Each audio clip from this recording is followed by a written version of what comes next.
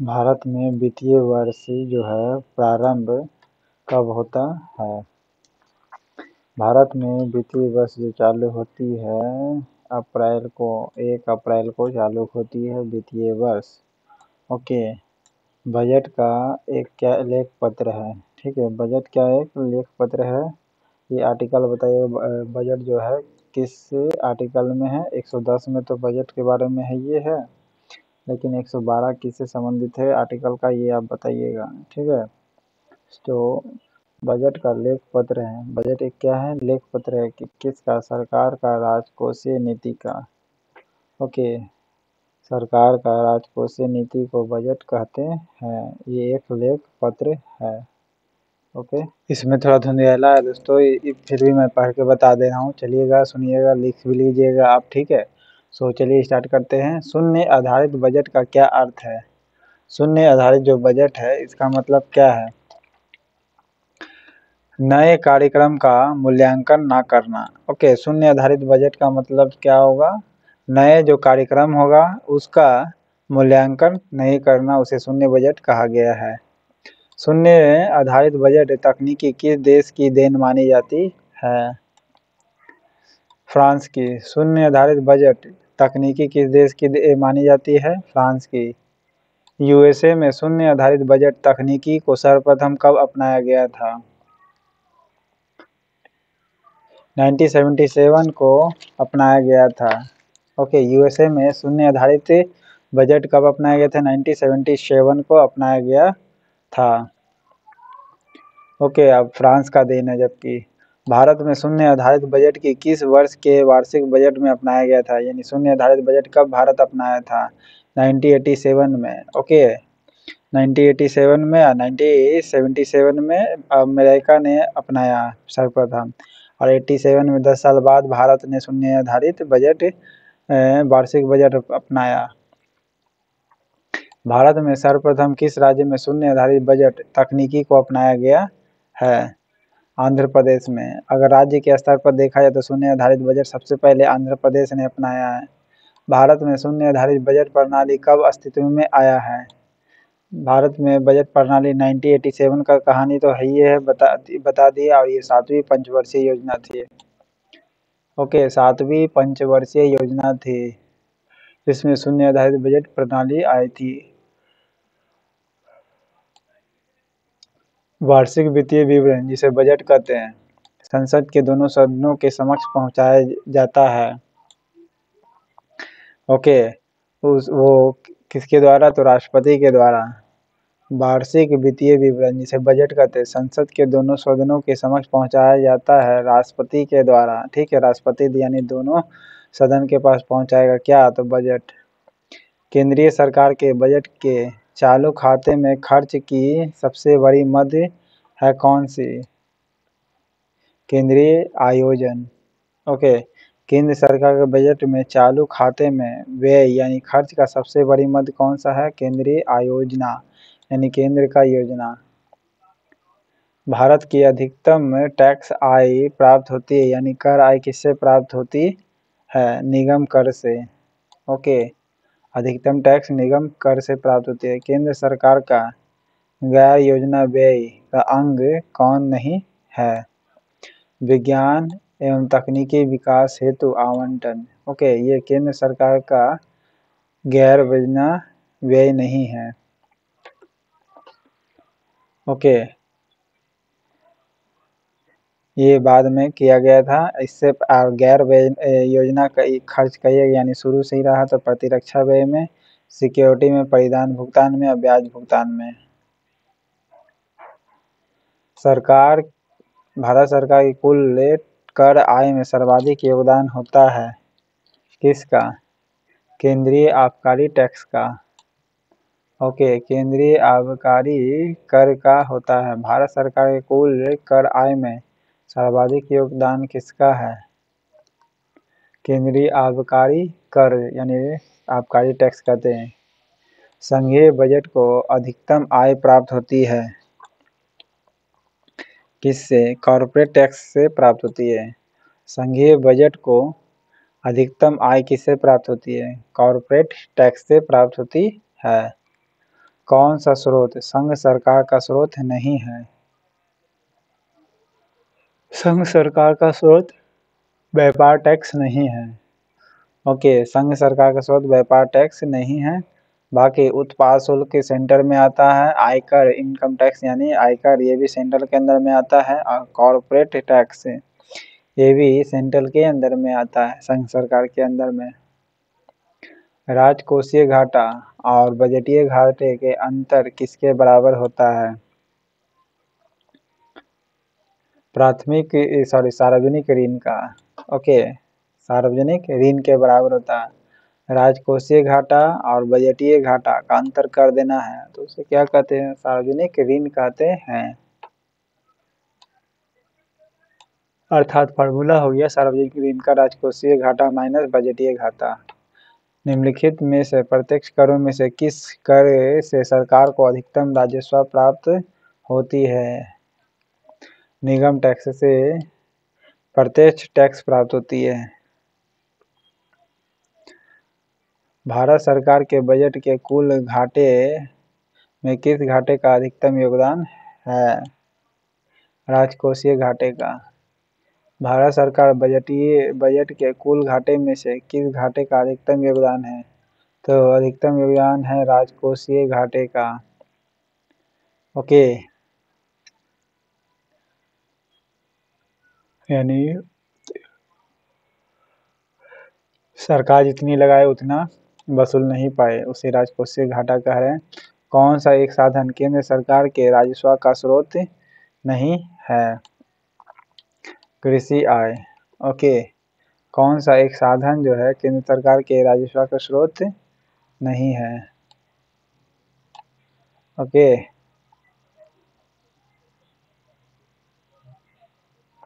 भारत सरकार के बजट के आंकड़ों में कुल व्यय तथा कुल प्राप्तियों के बीच अंतर को क्या कहते हैं? बजटीय घाटा कहते हैं। जिसे क्या कहेंगे? बजटीय घाटा। भारत सरकार के बजट के आंकड़ों में कुल व्यय यानी कुल खर्च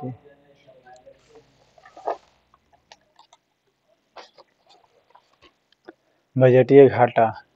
भारत सरकार के बजट के आंकड़ों में कुल व्यय और कुल प्राप्तियों के बीच अंतर जो होता है उसे बजटीय घाटा कहते हैं। यानी सरकार ने जितना खर्च किया और कुल प्राप्ति उसे बजटीय घाटा कहेंगे।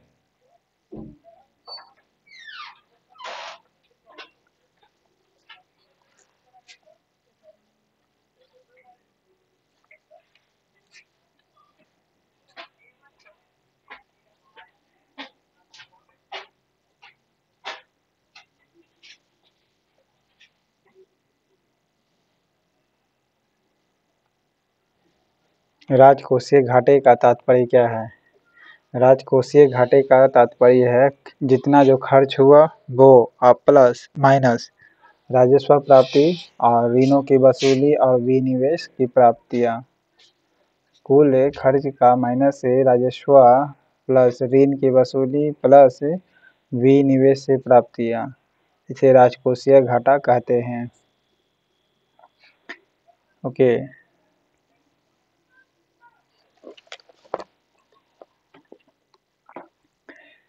राजकोषीय घाटा का तात्पर्य क्या है? राजकोषीय घाटा तभी होगा जब सरकार टोटल खर्च की होगी और माइनस घटा देना है राजस्व से प्राप्त जितना हुआ, फिर ऋणों से जितना प्राप्त हुआ यानी लोन लेकर जितना प्राप्त हुआ और डिसइन्वेस्टमेंट से जितना प्राप्त हुआ।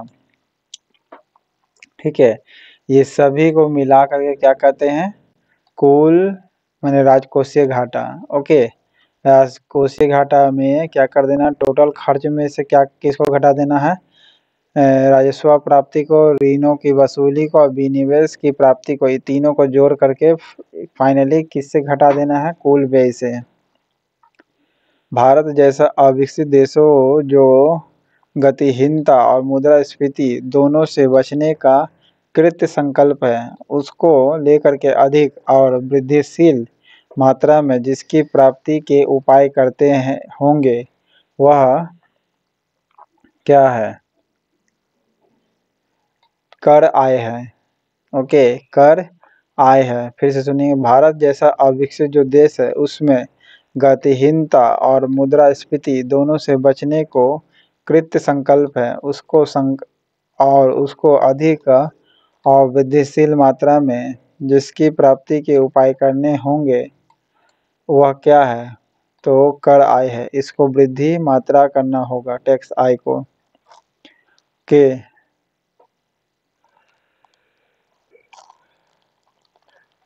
टैक्स का जो इनकम है उसे क्या किया जाएगा और अधिक वृद्धि करना होगा, क्योंकि भारत अविकसित देशों से बचना होगा भारत को। ओके, दूसरा मुद्रास्फीति से बचना होगा तो टैक्स की आय को क्या करना होगा? बढ़ाना होगा। हाल ही के वर्षों में संघीय सरकार के बजट में खर्च का सबसे बड़ा मद रहा है कौन सा? ब्याज की अदायगी रही है। भारत सरकार सबसे ज़्यादा ब्याज चुका रही है। संशोधित जो मूल्य है उससे वर्धित कर मोड वैट का संबंध है किससे? बिक्री कर से है। ओके, संशोधित मूल्य वर्धित कर जो है जिसे मोड वैट कहते हैं उसका संबंध किससे है? बिक्री कर से है। राजकोषीय घाटा का मतलब क्या है? राजकोषीय घाटे का मतलब है बजटीय घाटे का योग और सरकार द्वारा जो ऋण ले करके तथा दायित्व है उसे कहते हैं राजकोषीय घाटा। ओके, बजटीय घाटे का योग और सरकार बाजार ऋण तथा दायित्व इसे कहते हैं राजकोषीय घाटा। भारत सरकार के बजट के कुल घाटे में किस घाटे का सबसे अधिक योगदान है? तो राजकोषीय घाटे का योगदान अधिक है। भारत सरकार के बजट के कुल घाटे में किस घाटे का सबसे अधिक योगदान है? राजकोषीय घाटे का। संपदा कर भारत में पहली बार किस वर्ष लागू किया गया था? संपदा टैक्स 1957 में। संपदा टैक्स से पहली बार कब लागू किया गया था? 1957 को लगाया गया था संपदा टैक्स। किस कर को 1994 में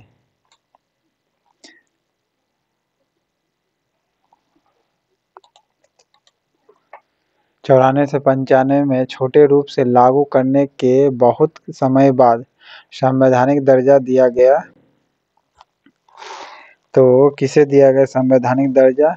सेवाओं पर टैक्स जो लिया जाता है उसे संवैधानिक दर्जा दिया गया है। 1994 से 95 में छोटे रूप में लागू करने के बहुत समय बाद संवैधानिक दर्जा प्रदान किया गया किसे? सेवाओं पर टैक्स। ओके, यानी सर्विस पर टैक्स। संघ सरकार के द्वारा किस कर यानी टैक्स वसूली नहीं की जाती है? यानी सेंट्रल के जरिए नहीं आती है, किसकी? तो कृषि पर आय जो है ये नहीं आती है। ओके, कृषि भूमि पर आय कर ये सेंट्रल के अंतर्गत में नहीं आएगी। ओके, बाकी निगम टैक्स आती है सेंट्रल के अंदर में, सीमा शुल्क आती है सेंट्रल के अंदर में और इनकम टैक्स यानी आयकर आती है। ओके, नगर निगम टैक्स सेंटर के अंदर में, सीमा शुल्क भी और इनकम टैक्स से संघ सरकार के अंदर में आती है। यदि सरकार का बजट 1 अप्रैल तक पारित ना हो सके तो सरकार व्यय किस आधार पर करेगी? लेखानुदान के आधार पर। लेखा अनुमोदन जिसे कहते हैं वोट ऑन अकाउंट इंग्लिश में, ठीक है। वोट ऑन अकाउंट और अंतरिम बजट के बीच अंतर है किसका? लेखानुमोदन सरकार के बजट के खर्च पक्ष मात्र से संबद्ध होता है, जबकि अंतरिम बजट में व्यय तथा आवर्ती दोनों सम्मिलित होते हैं। ओके, वोट ऑन अकाउंट और अंतरिम बजट का क्या अंतर है? लेखानुमोदन सरकार के बजट के खर्च पक्ष मात्र से संबद्ध होता है, जबकि अंतरिम बजट में व्यय तथा आवर्ती दोनों सम्मिलित होते हैं। ऑप्शन 2 सही होगा। ओके, निम्नलिखित में से कौन सी मूल्य आधारित कर यानी वैट की विशेषता नहीं है? तो वैट की विशेषता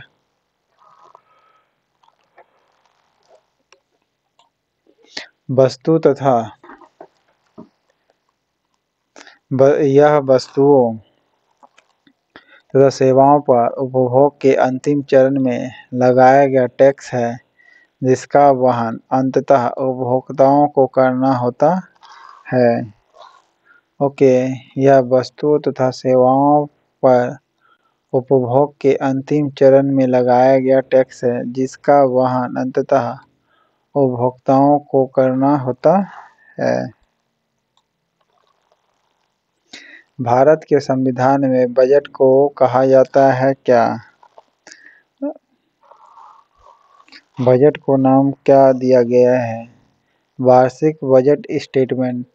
संविधान में बजट को कहा गया वार्षिक बजट स्टेटमेंट। ओके, भारत में किसने आमदनी पर टैक्स की शुरुआत की थी? आमदनी पर टैक्स की शुरुआत की थी जेम्स विल्सन ने। ओके, आमदनी पर टैक्स की शुरुआत की थी किसने? जेम्स विल्सन ने की थी। संघ सरकार के कर राजस्व में सबसे महत्वपूर्ण स्रोत किसका है? निगम टैक्स का। संघ सरकार के टैक्स में सबसे महत्वपूर्ण स्रोत किसका है? निगम टैक्स का है। कौन सा कर भारत सरकार द्वारा नहीं लगाया जाता है? मार्ग कर जो है भारत सरकार के द्वारा नहीं लगाया जाता है। मार्ग टैक्स। कौन सा समूह केंद्रीय कर से संबंधित है? केंद्रीय कर से संबंधित उत्पाद शुल्क है, सीमा शुल्क है और इनकम टैक्स, ये सेंट्रल लेती है और मार्ग टैक्स तो स्टेट लेती है।